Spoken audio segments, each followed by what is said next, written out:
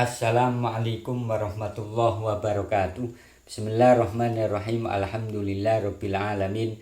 Wala haula wala quwata illa billahil aliyil azim. Allahumma sholli wa sallim wa barik ala sayyidina Muhammadin wa ala alihi wa sahbihi ajmain. Amma ba'da. Selamat malam, salam sejahtera untuk kita semua. Para sahabat semuanya, saya mohon maaf sebelumnya karena beberapa hari ini saya tidak begitu aktif di YouTube karena memang ada kesibukan yang tidak bisa ditunda lagi. Sekali lagi mohon maaf. Para sahabat semuanya dimanapun Anda berada, banyak di media sosial, baik itu di Twitter, di TikTok, di Facebook, di YouTube, para muhibbin habaib ini mengatakan bahwa yang membatalkan nasab habaib, yang merungkatkan nasab habaib atau klan Ba'alwi itu adalah Kiai Haji Imaduddin Usman Al-Bantani. Padahal kalau kita jeli dan teliti, ternyata apa yang diomongkan oleh muhibbin itu tidak sesuai dengan fakta adanya. Justru yang membatalkan, yang merungkatkan nasabnya para habaib klan Ba'alwi itu adalah dari kelompok mereka sendiri, yakni para habaib. Jadi klan Ba'alwi itu rungkat, nasabnya itu tertolak karena ucapan habaib sendiri, karena tindakan habaib sendiri, karena tingkah laku habaib sendiri. Kita analisis bahwa yang membatalkan, yang merungkatkan klan Ba'alwi itu adalah karena ucapan habaib sendiri. Mereka sering menghina presiden, sering mencaci presiden, sering menghujat presiden.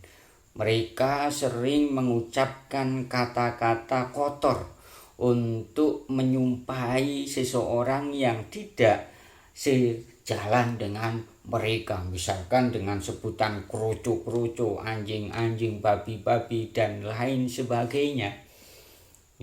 Kemudian kalau kita lihat bagaimana ucapan Pak Rizik Syihab ini sampai menghina ulama-ulama Nusantara. Bahkan Gus Dur ini dihina dengan sebutan buta mata, buta hati. Ini sebenarnya yang merungkatkan perkataan habaib yang sudah saya sebutkan tadi itu, sebenarnya yang merungkatkan dan menolak nasabnya para habaib sendiri, bukan Kiai Haji Imaduddin Usman Al-Bantani. Kemudian kita analisis bahwa yang merungkatkan klan Ba'alwi, yang menolak nasabnya habaib itu karena tindakan dari habaib sendiri. Mereka kalau tidak setuju dengan kebijakan pemerintah, mereka tidak duduk bareng, mereka tidak berdiskusi bareng, mereka tidak bermusyawarah bareng dengan presiden atas ketidaksetujuan dengan kebijakan presiden. Tapi apa yang mereka lakukan?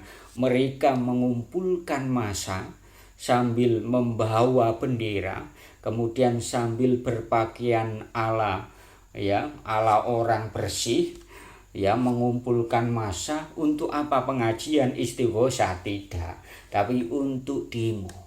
Dan di demo itu juga ada tindakan-tindakan tingkah laku yang sebenarnya mereka menganggap itu adalah ajaran Nabi, padahal tidak.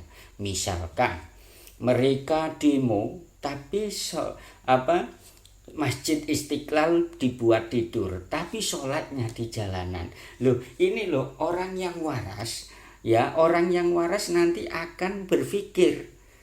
Orang yang cerdas nanti akan berpikir, seawam-awamnya orang ini pasti akan berpikir, Masa keturunan Nabi semacam itu takbir-takbir di jalanan untuk menghujat pemerintah? Oh, itu tidak mungkin itu keturunan Nabi karena ucapannya semacam itu. Loh, katanya keturunan Nabi, tapi ada anak buahnya ini sholat di jalanan dibiarkan, ya. Tapi tidurnya di Masjid Istiqlal.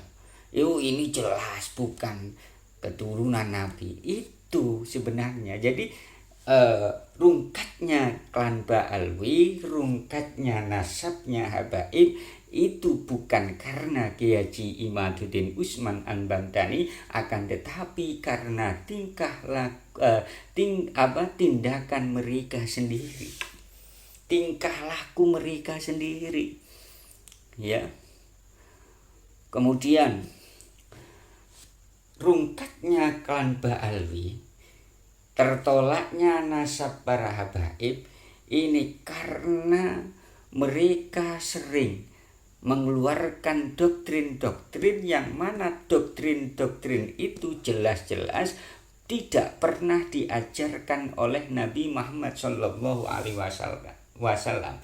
Misalkan, ya, mereka sering menggaungkan bahwa habaib, satu habib yang bodoh ini lebih mulia daripada 70 kiai. Loh, masa iya doktrin yang semacam ini dari Nabi Muhammad Shallallahu Alaihi Wasallam? Orang yang kritis, orang yang cerdas, seawam-awamnya orang ini pasti akan memiliki atau muncul analisis tersendiri. Masa iya, ya, masa iya doktrin yang keluar dari yang katanya cucunan Nabi semacam itu?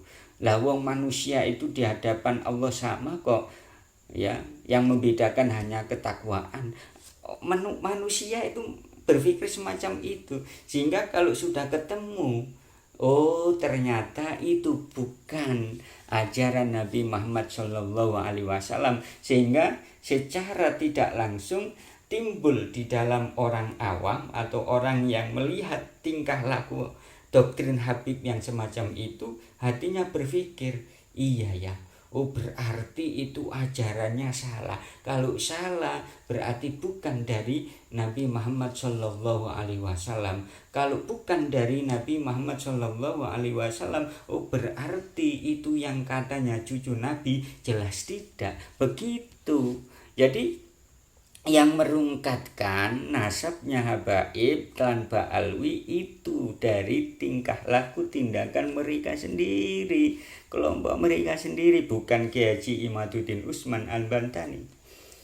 Terbukti lagi bahwa yang merungkatkan, yang menolak nasabnya habaib, ya, merungkatkan klan Ba'alwi itu adalah bahwa salah satu sebab yang membuat Kiai Haji Imaduddin Usman Al-Bantani ini termotivasi untuk mengadakan penelitian yang nantinya penelitian itu menghasilkan sebuah kesimpulan bahwa nasabnya habaib klan Ba'alwi ini terputus dan tertolak setelah meneliti, mengkaji dan membaca kitab-kitab nasab terdahulu, ya, khususnya yang berkaitan dengan klan Ba'alwi ini. Sehingga kita lihat motivasi awal dari penelitian Kiai Haji Imaduddin Usman Al-Bantani, yakni beliau ini melihat tingkah laku, ucapan, kemudian doktrin yang dikeluarkan oleh habaib itu. Dari situlah akhirnya Kiai Haji Imaduddin Usman Al-Bantani sekali lagi mengadakan penelitian. Begitupun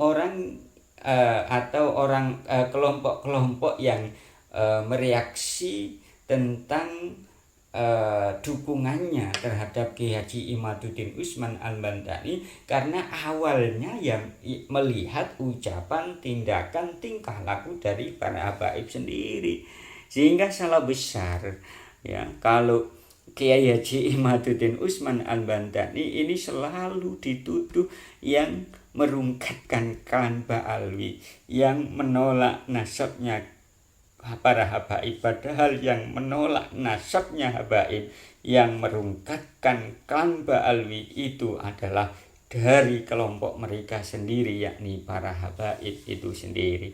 Itu saja yang bisa saya sampaikan. Kurang lebihnya, Assalamualaikum warahmatullahi wabarakatuh.